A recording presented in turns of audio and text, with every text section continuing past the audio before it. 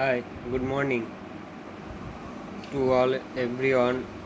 Good morning. আর সবাইকে শুভ সকাল জানিয়ে একটাই কথা বলতে চাই, জয় বাংলা।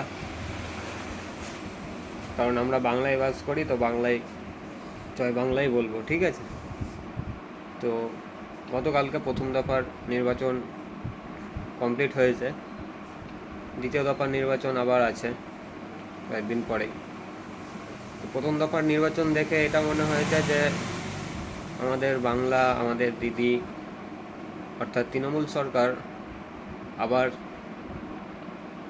আগামী 5 বছরের জন্য মুখ্যমন্ত্রী হতে চলেছে। তো বিজেপিরা অনেক লাফাচ্ছে ঝাঁপাচ্ছে যে তারাই জিতবে, পশ্চিমবঙ্গে তারাই আসবে। তো এটা কখনোই সম্ভব নয়। যতদিন দিদি আছেন ততদিন বাংলায় আসা তো অন্তত বাংলায় আসা সম্ভব না। কারণ বাংলার মানুষ অতটাও বোকা নয় যে কারোর ভুলভাল ভাঁওতায় পড়ে বিজেপিকে ভোট দেবে। কারণ যেসব প্রকল্পের মোদিজি কথা দিয়েছেন, যেমন 3,000 টাকা করে দেবে, চাকরি দেবে, আরও অনেক কিছু, অত মাথায় রাখি না। কারণ হচ্ছে এইসব কথাগুলো মাথায় রেখে লাভ নেই। কারণ এগুলো জুমলাবাজি কথা, সেটা সবাই জানে, সবাই ভালোভাবেই বোঝে। কারণ হচ্ছে যে যদি এরকমই দেওয়ার হতো তো অন্যান্য রাজ্যগুলোতেই তো বিজেপি আছে মোটামুটি। না হলেও আমার যতদূর জানা আছে, গোটা ভারতবর্ষে মোটামুটি 20টা রাজ্যে বিজেপির সরকার আছে, অর্থাৎ ডবল ইঞ্জিন সরকার যেটাকে বলছে। তো সেইখানকার পরিস্থিতি, পরিবেশ, মানুষের হাবভাব বা মানুষের পরিস্থিতি কীরকম আছে সে সবাই জানে। বাংলার মানুষ সবাই দেখছে তাদেরকে। কিন্তু আমরা দিদিকে অবশ্যই অনেক সাপোর্ট করি, অনেক ভালোবাসি। আমিও ভোট দিয়েছি, দিদিকেই দিয়েছি, বলতে আমার কোনো যায় আসে না, ঠিক আছে? তো আমার এই ভিডিওটা যেন মুখ্যমন্ত্রী শ্রী মমতা মুখোপাধ্যায়ের কাছে পৌঁছায়।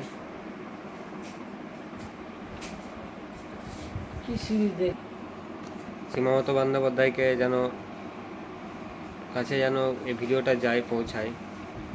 তো একটাই কথা বলার আছে মাননীয় মুখ্যমন্ত্রীকে, আপনি ভালো, আপনার দল ভালো, সব ভালো, সব ভালো লাগে। আমি নিজেও, আবারও বলছি, আমি নিজেও আপনাকে ভোট করেছি।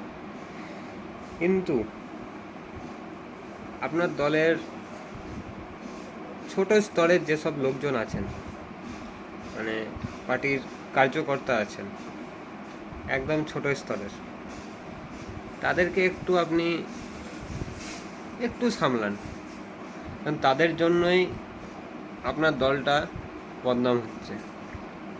আমি চাই না যে এইসব ছোটোখাটো মানুষের জন্য আপনার দলটা বদনাম হোক বা আমাদের বাংলাটা অসুরক্ষিতভাবে থাকুক। হ্যাঁ, এটা মানছি যে এটা ধানের জমিতে ছোটোখাটো পোকার জন্য জমির কিছু অংশ, ফসলের কিছু অংশ খারাপ হয়, নষ্ট হয়। কিন্তু তার জন্য পুরো জমিটা যে নষ্ট হয়ে যাবে সেটা কিন্তু মালিক হতে দেয় না। তার জন্য ধানের জমিতে এই জন্য বিষ ছড়ানো হয় যেন ছোটোখাটো পোকাগুলো নষ্ট হয়ে যায়। বীজটা এমন থাকে যে শুধুমাত্র পোকাই নষ্ট হবে, কিন্তু ফসল নষ্ট হবে না। সেরকম টাইপের বীজ আপনাকে একটু ছড়াতে হবে যেন এইসব ছোটোখাটো পোকাদের জন্য আপনার দলটা বদনাম না হয়, বাংলার মানুষ আপনাকে ভুল বোঝে। পরবর্তী 5 বছর তো আপনি থাকছেন, কিন্তু আমি চাই না যে আর বিজেপিরা দালালি করে বাংলায় এসে কোনো রকম অশান্তি সৃষ্টি করুক। হ্যাঁ, দেখলাম ভোটের আগে, আমি নিজে মুর্শিদাবাদ থেকে বলছি, আমি দেখলাম ভোটের আগে যে এই রঘুনাথগঞ্জে আমার বাড়ি থেকে বেশি দূর নয়, 10 কিলোমিটার হবে হয়তো, খুব বেশি হলে।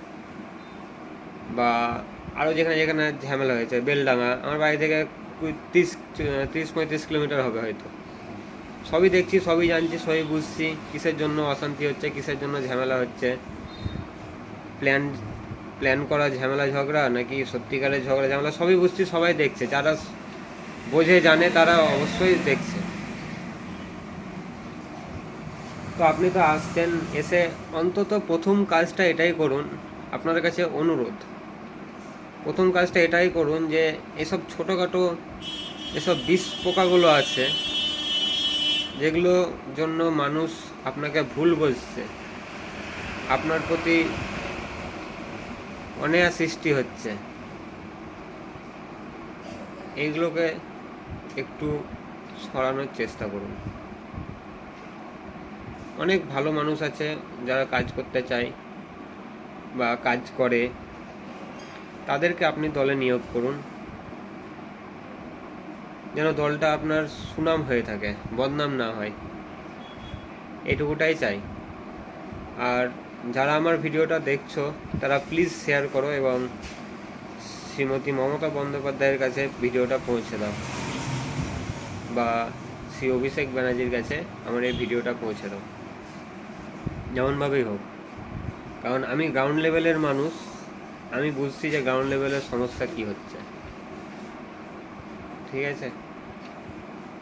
তো এটুকুটাই বলার ছিল আমার, বাকি সেরকম কিছু বলার নেই। তো আমার ভিডিওটা লাইক করে প্লিজ শেয়ার করে দাও, আর আমার চ্যানেলটাকে সাবস্ক্রাইব করে রাখো, মানে পরবর্তী গ্রাউন্ড লেভেলের প্রবলেমগুলো আমি আপনাদের সামনে ফেস করে তুলে ধরতে পারি। তো নমস্কার, আজ এই অবধি।